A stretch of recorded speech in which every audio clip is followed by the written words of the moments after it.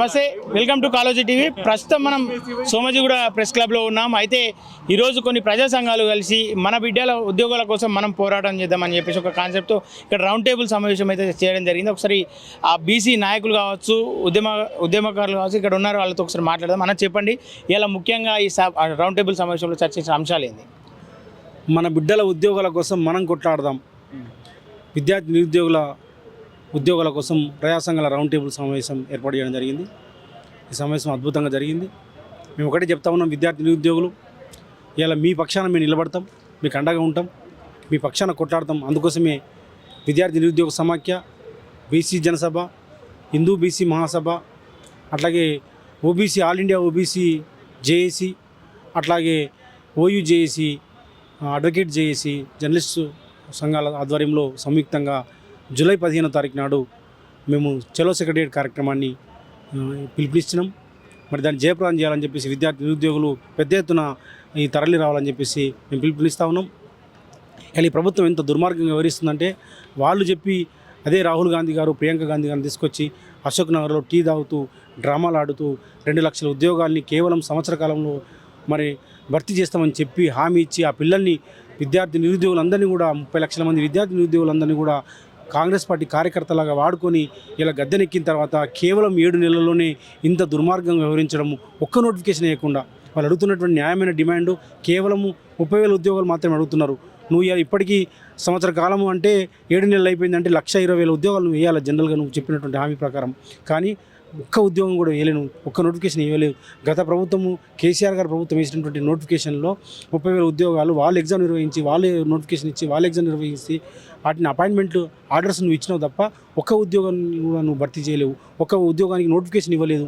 ఇవాళ వాళ్ళు ఆ పిల్లలు ఇలా ఏమడుతున్నారంటే, ఈ నోటిఫికేషన్లో మాకు పోస్టులు పెంచమని అడుగుతున్నారు. ఇలా డిఎస్సిని పోస్ట్ పోన్ చేయమంటున్నారు, గ్రూప్ 2ని పోస్ట్ పోన్ చేయమంటున్నారు, గ్రూప్ 2ని పోస్ట్ పోన్ చేసి డిఎస్సిని పోస్ట్ పోన్ చేసి మెగా డిఎస్సి 25,000 ఇవ్వమంటున్నారు, గ్రూప్ 3లో భాగంగా 3,000 పెంచమంటున్నారు, గ్రూప్ 2లో 2,000 పెంచమంటున్నారు. ఇలా నువ్వు చెప్పినటువంటి 2 లక్షల ఉద్యోగాలు కూడా అడుగుతలేరు వాళ్ళు, కేవలం 30,000 ఉద్యోగాలు అడుగుతున్నారు. ఆ 30,000 ఉద్యోగాలు ఏమంటే నీకు ఎందుకు ఇంత బాధ అవుతుంది? ఇలా ఆడబిడ్డలు నిన్న రాత్రి మనం చూసినాం, ఈ తెలంగాణ ఎప్పుడైనా జరిగిందా? ఈ తెలంగాణ చరిత్రలో ఎప్పుడైనా ఆడబిడ్డలు రాత్రంతా కూడా పోలీస్ స్టేషన్ నుండి కన్నబిడ్డల్ని పెట్టుకొని ఏడ్చుకుంటూ బాధపడేటువంటి సంఘటన ఇలా కేవలం రేవంత్ రెడ్డి ప్రభుత్వంలో, కాంగ్రెస్ ప్రభుత్వంలో కేవలం అధికారంలోకి వచ్చినటువంటి 7 నెలల్లో ఇలా ఇంత అహంకారపూరితంగా వివరించి కనీసం వాళ్ళు చెప్తుంది ఏందో వినకుండా నువ్వు ఎవరు వింటున్నావు, ఏం చేస్తున్నావు అర్థం కావట్లేదు. రాహుల్ గాంధీ ఒక మాట మాట్లాడిండు, నువ్వు ఒక మాట చెప్పినావు, నీ చుట్టూ మేధావులు ఉండ్రి, కోదండరామరెడ్డి లాంటి వాళ్ళు, హరగోపాల్ లాంటి వాళ్ళు. నేను వాళ్ళని కూడా అడుగుతా ఉన్నాను, ఇలా మీరు ఎటుపోయిండు, మీరు ఎక్కడ ఉన్నారు, మీ నిశ్శబ్దం మీ దేనికి మౌనం అర్ధాంగీకారం అని చెప్పేసి అంటారు. ఇలా మీ మౌనం దేనికోసము అంటే మీ పదవుల కోసము, తుచ్చ పదవుల కోసము ఆ రోజు విద్యార్థులు రెచ్చగొట్టి ఇలా కాంగ్రెస్ పార్టీని ముఖ్యమంత్రి రేవంత్ రెడ్డి గారు ముఖ్యమంత్రి చేసిండ్రు. మీకు బాధ్యత లేదని అడుగుతా ఉన్నాను. ఇలా కోదండరామరెడ్డిని, ప్రొఫెసర్ హరగోపాల్ లాంటి వాళ్ళను. ఎందుకు ఈ పిల్లలకు కేవలం 30,000 ఉద్యోగాలు ఇవ్వని అడిగితే మీ బాధ ఏంది? మీకు వారిని ఇప్పించాల్సిన బాధ్యతను నుంచి తప్పించుకొని ఇలా పిల్లలందరూ కూడా రోడ్ల మీద ఉన్నారు. నేటికి నేడు ఇలా ఈ క్షణంలో ఇలా ఉస్మానియా యూనివర్సిటీలో విద్యార్థులందరూ డిఎస్సి పోస్ట్ పోన్ చేయాలని చెప్పేసి ఆడబిడ్డలు ఆర్తనాదాలు చేస్తున్నారు. ఈ ఆడబిడ్డల ఆర్తనాదాలు ఇలా ఈ ప్రభుత్వానికి కనిపిస్తలేవా అని చెప్పి అడుగుతాను. కాబట్టి ఇలా రాహుల్ గాంధీ గారు మీరు ఇంటర్ఫియర్ కావాల్సిన అవసరం ఉంది. మీరేమో రాజ్యాంగం గురించి, మీరేమో ప్రజాస్వామ్యం గురించి మాట్లాడతారు. ఈ దేశంలో రాజ్యాంగ ప్రజాస్వామ్య రక్షణ కోసం నేను పుట్టినని చెప్పేసి ఒక మెసేజ్ లాగా మీరు రాజ్యాంగాన్ని పట్టుకొని మరో అంబేద్కర్ లాగా మీరు బయలుదేరినరు. కానీ ఇలా ఈ రాష్ట్రంలో ఏం జరుగుతుంది? నువ్వు వచ్చి అది నువ్వు చెప్పిన తర్వాత ఈ ప్రజలు నమ్మి, ఈ విద్యార్థులు నమ్మి, రైతులు నమ్మి, నిరుద్యోగులు నమ్మి, అన్ని వర్గాలు నమ్మి ఇలా నిన్ను అధికారంలో కూర్చోబెడితే నువ్వు రేవంత్ రెడ్డి అనే వ్యక్తిని ముఖ్యమంత్రిని చేస్తే ఆయన మరి నీ మాట వింటుండా, మరి నరేంద్ర మోడీ మాట వింటుండా? మరి మీరు అర్థం చేసుకోవాల్సిన అవసరం ఉంది. అందుకోసం మీరు ఇంటర్ఫియర్ కావాల్సిన అవసరం ఉంది. లేకపోతే భవిష్యత్తులో మరిన్ని పోరాటాలు ఈ ప్రజలు చేస్తారు. మీరు ఖచ్చితంగా ఈ కాంగ్రెస్ ప్రభుత్వం తెచ్చింది ఇది ప్రజాపాలన కాదు, ఇది నియంతృత్వ పాలన, ఇది దేశ్ముఖ్ పాలన. రేవంత్ రెడ్డి గారు మరో దేశ్ముఖ్ లాగా వ్యవహరిస్తున్నాడు. ఈ రేవంత్ రెడ్డి గారు విష్ణు రామచంద్ర రెడ్డి లాగా వ్యవహరిస్తున్నాడు.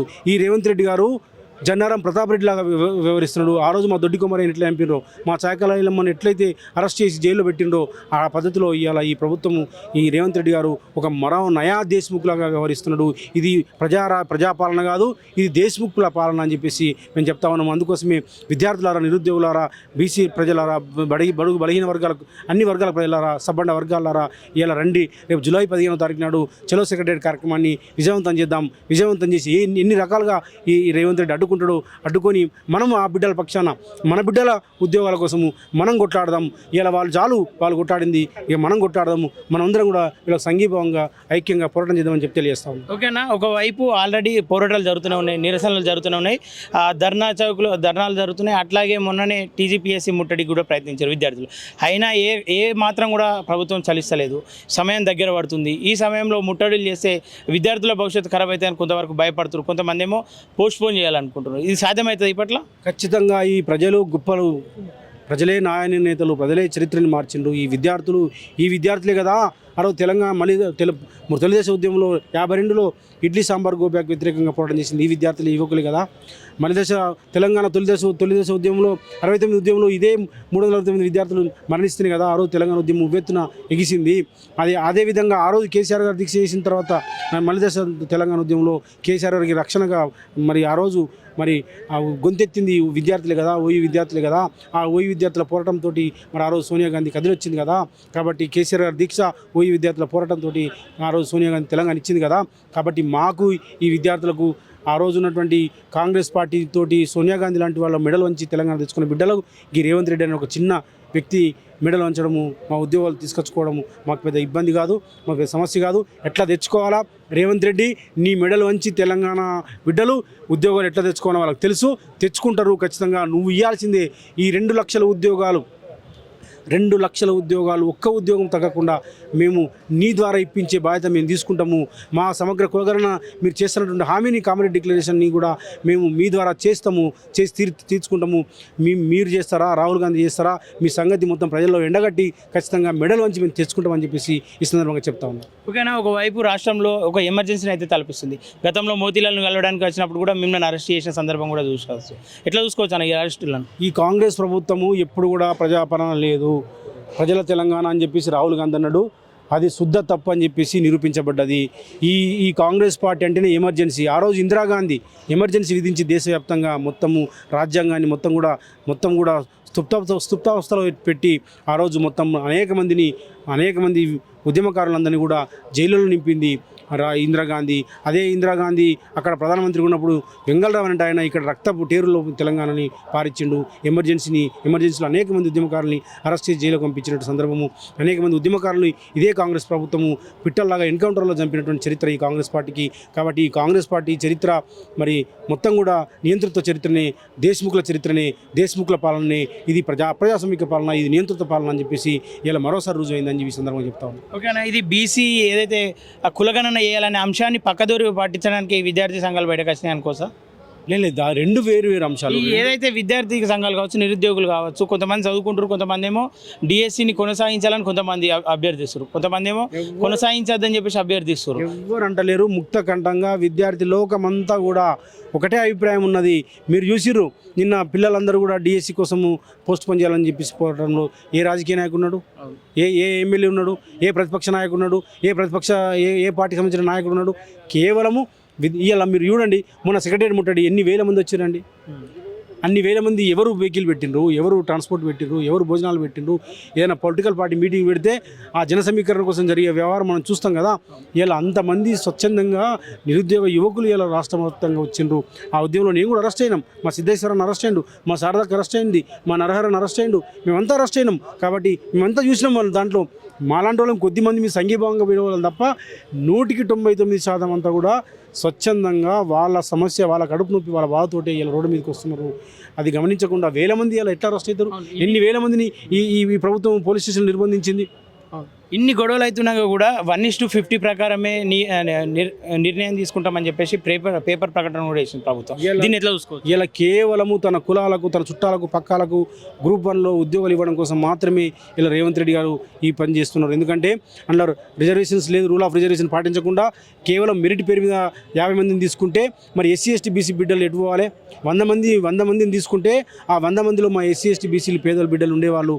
ఇలా అట్లా లేకుండా కేవలం 50 మందిని నీ కులపలోని చుట్టాలని గ్రూప్ 1 ఆఫీసర్లుగా చేసుకోవడం కోసమే, ఆర్డీఓలుగా చేసుకోవడం కోసమే, డిఎస్పీలో చేసుకోవడం కోసమే మాత్రమే ఇలా కేవలము కుల గజ్జితోటి మాత్రమే కేవలం కక్షపూరితంగా ఈ ఎస్సీ ఎస్టీ బీసీ బిడ్డలు ఉద్యోగాలకు రావద్దని చెప్పేసి మాత్రమే లక్ష్యంగా పెట్టుకొని నువ్వు చేస్తున్నావు రేవంత్ రెడ్డి అని చెప్పేసి నేను చెప్తా ఉన్నాను. అందుకోసమే 1:50 అనే దాన్ని రాత్రి జీవో ఇచ్చి ఆ ఫలితాలు విడుదల చేసినావు తప్ప మరొకటి కాదు. 1:100 ఇస్తే ఏమవుతుందంటే ఆయనకేం జరగదు, ఆయనకేం నష్టం జరగదు. కానీ నష్టం లాభపడేది ఎస్సీ ఎస్టీ బీసీలు. ఈ ఎస్సీ ఎస్టీ బీసీలు లాభపడడం ఆయనకి ఇష్టం లేదు. ఆయన కులం ఆయన వర్గాలకు లాభం కావడమే ఆయనకి ఇష్టం. అందుకోసమే 1:100 ఆయన ఒప్పుకోవట్లేదు. ఓకేనా, చివరిగా మీ డిమాండ్ ఏంది? ఒకవేళ మీ డిమాండ్లకు ప్రభుత్వం ఇప్పటివరకు అయితే స్పందిస్తలేదు, స్పందించకపోతే తర్వాత కార్యక్రమం ఇది. ఈ తెలంగాణ గడ్డ అనేక ఉద్యమాలకు పెట్టింది పేరు. తెలంగాణ సాయుధ పోరాటం అనేది ప్రపంచ చరిత్రలోనే గొప్ప చరిత్ర. ప్రపంచ చరిత్రలో ఇలా తెలంగాణ సాయుధ పోరాటం అనేది లిఖించబడ్డది. ఒక ప్రాంతంలో 10,000 మంది బిడ్డలు తెలంగాణ సాయుధ పోరాటంలో చనిపోయినారు. అన్ని వేల మంది చనిపోయినటువంటి చరిత్ర ఈ ప్రపంచంలోనే ఎక్కడ లేదు. నేను ఒక హిస్టరీ స్కాలర్ని. 10,000 మంది ఆ రోజు రైతాంగ భూస్వాములకు వ్యతిరేకంగా కూలీలు పోరాటం చేసిండ్రు. ఆ పోరాటంలో 10,000 మంది బిడ్డలు, నా దొడ్డి కుమారయ్య లాంటి వాళ్ళు అనేక మంది అమరత్వం పొందిండ్రు. తర్వాత ఇదే తెలంగాణలో అనేక మంది ఆయుధాలు పట్టుకొని వేల మంది ముక్కుపచ్చలాంటి యువకులందరూ కూడా చనిపోయినరు. ప్రాణాలు ఉట్టిగా తునప్రాయంగా వదిలిపెట్టిండ్రు. తునప్రాయంగా ప్రజల కోసం ప్రాణాలు వదిలిపెట్టిన చరిత్ర ఈ తెలంగాణ గడ్డకు. మొన్న మనం మలిదశ పోరాటంలో దాదాపుగా 100 మంది 500-600 మంది విద్యార్థులు, శ్రీకాంత్ సార్ లాంటి వాళ్ళు అమరత్వం మన కళ్ళ ముందర కాల్చుకొని చచ్చిపోయినటువంటి చరిత్ర, ఆత్మహత్య చేసుకున్న చరిత్ర. అంటే ఈ తెలంగాణ గడ్డకి ప్రాణాలు ఇవ్వడం అనేది, కొట్లాడడం అనేది ఉట్టిగా తృణప్రాయంగా వదిలిపెడతారు. కాబట్టి నువ్వు అనుకుంటున్నావు రేవంత్ రెడ్డి, నువ్వు ఈ ముఖ్యమంత్రి అయిన తర్వాత నాకు ఈ సొంత పోలీసులు, ఈ సైన్యం ఉంది, నన్ను ఎవరేం చేస్తారని. ఈ ప్రజలు చాలా గొప్ప పోరాట చరిత్ర ఉంటుంది ఈ చరిత్ర. ఈ బిడ్డలు ఆ రోజు భూస్వాములో నీ విష్ణు రామచంద్రరెడ్డికి వ్యతిరేకంగా కొట్లాడినటువంటి బిడ్డలం నీకు వ్యతిరేకంగా కొట్లాడడం పెద్ద సమస్య కాదు. నిన్ను కొట్లాడదాము. నీ మెడలు ఎట్లా మంచి మేము మా సమస్య పరిష్కారం చేసుకోవాలో, మా సమగ్ర కులగాలను ఎట్లా చేసుకోవాలో, మా ఉద్యోగాలు ఎట్లా మంచి తెచ్చుకోవాలో మాకు తెలుసు. మీ యజమాని రాహుల్ గాంధీ దగ్గర తెలుసుకుంటాము. రేపు సెక్రటరియట్ ముట్టడి చేస్తాము. తర్వాత కూడా ఢిల్లీలో కూడా నీ బట్టలు ఇప్పి నీ బండారం అంతా కూడా ఎండగడతాము. అక్కడ నీ రాహుల్ గాంధీ కూడా ఒప్పుకోపోతే ఆ రాహుల్ గాంధీ యొక్క ప్రజాస్వామ్య విలువలేందో ఆయన సంగతి కూడా తెలుసామని చెప్పి ఈ సందర్భంగా హెచ్చరిస్తాను. ఓకేనా, థ్యాంక్ యూ అన్న.